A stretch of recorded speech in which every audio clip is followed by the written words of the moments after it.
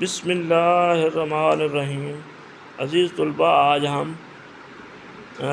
Ninth class جو ہے اس کے اردو کا حمد کی نظم کے مشقی سوالات کا مطالعہ کریں گے۔ مشقی سوالات: سوال نمبر 1، حمد کے متن کے مطابق لفظ لے کر مصرعے مکمل کریں۔ جز الف: گونجتا ہے جہاں تیرے آہنگ سے، تو آہنگ جو ہے یہ خالی جگہ میں لکھنا ہے۔ آگے نمبر جز ب: ہر ستارے میں آباد ہے ایک جہاں، تو جہاں جو ہے یہ خالی جگہ میں ہم نے پٹ کرنا ہے۔ آگے جو ج: پتھروں کو بھی تو نے عطا کی زباں، تو زباں جو ہے یہ خالی جگہ پر پٹ کرنا ہے۔ آگے جو د: سونپ کر منصب آدمیت مجھے، تو آدمیت جو ہے یہ خالی جگہ میں پٹ کرنا ہے۔ آگے جز ہ: شوق سجدہ بھی کر اب عنایت مجھے، تو اب عنایت کا لفظ جو ہے یہ خالی جگہ میں ہم نے لکھنا ہے۔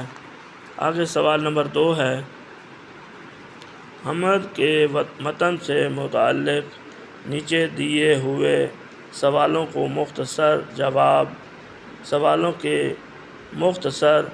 یہاں کے لکھنا تھا، جو کو لکھا گیا ہے تو کے لکھیں گے یہاں پہ۔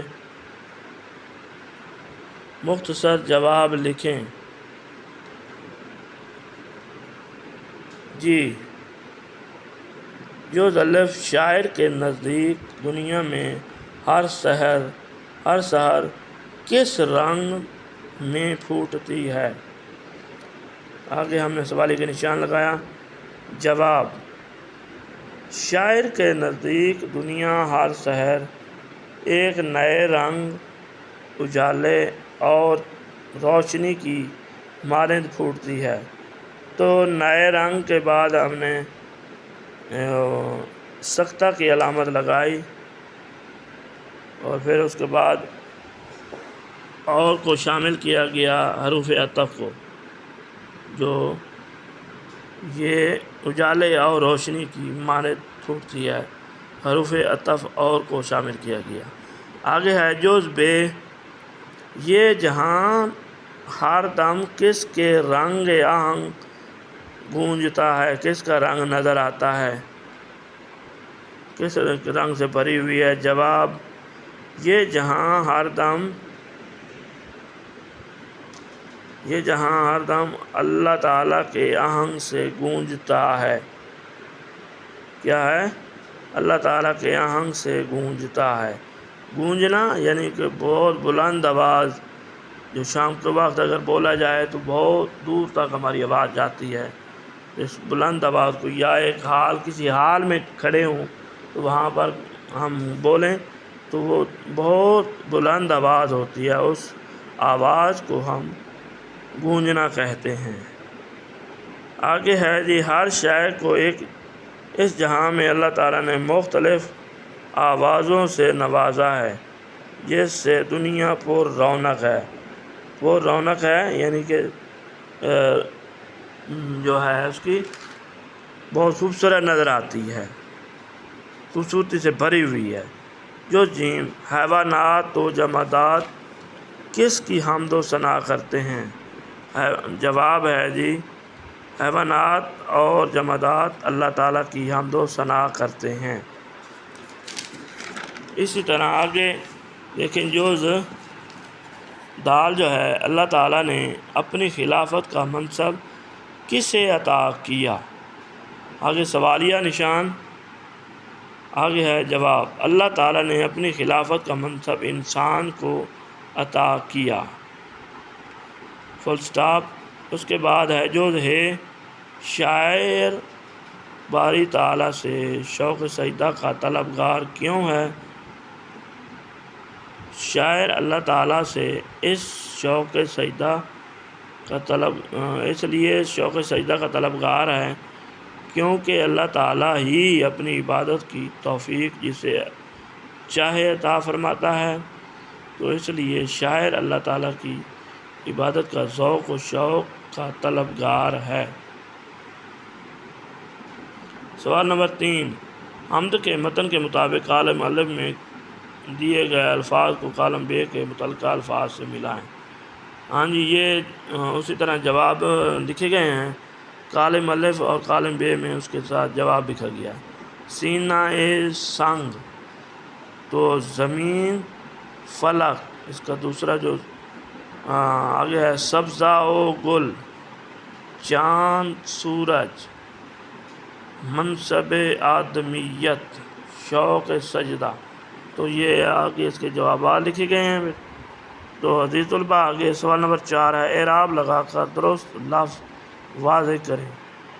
فلک، لام پر زبر، کا پر جزم ہوگی اور فے پر بھی زبر۔ آگے ہے جی سحر، سین پر زبر اور ہے پر زبر۔ جستجو، جیم پر پیش اور سین پر جزم اور تے پر زبر اور جیم پر پیش اور وا پر جزم ہوگا، اگر کیونکہ اینڈ والے حرف پر کوئی بھی نہیں لگا جائے، کیونکہ وہ جزم ہی کنسائڈر کیا جاتا ہے۔ خلافت، خلافت، خے کے نیچے زیر، لام کے اوپر زبر اور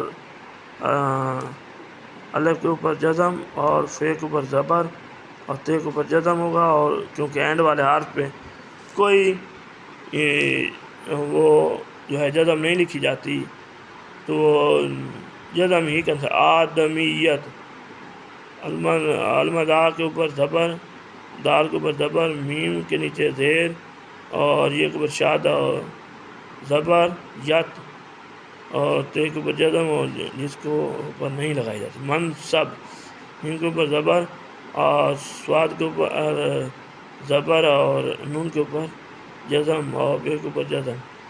شوق، شوق سجدہ، شین کے اوپر پیش، شوق، قاف کے نیچے زیر، سین کے اوپر زبر، تو اور دال کے اوپر زبر دا، ہے کے اوپر جزم اور جیم کے اوپر بھی جزم ہوگی۔ سبزہ و گل، سبزہ گل، سبزہ گل، سین کے اوپر زبر اور بے کے اوپر جزم، زے کے اوپر زبر، سبزہ، ہے کے اوپر جزم، سبزہ گل، غاب کے اوپر پیش اور لام کے اوپر جزم، جس کو لکھا نہیں جاتا۔ آگے سوال نمبر 5 ہے بیٹا، کتاب میں شامل حمد کی روشنی میں حمد اور مناجات میں فرق واضح کریں۔